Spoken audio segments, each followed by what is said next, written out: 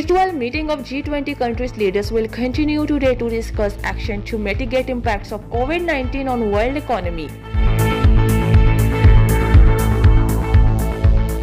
UN chief calls for allocation of public international finance to countries most in need.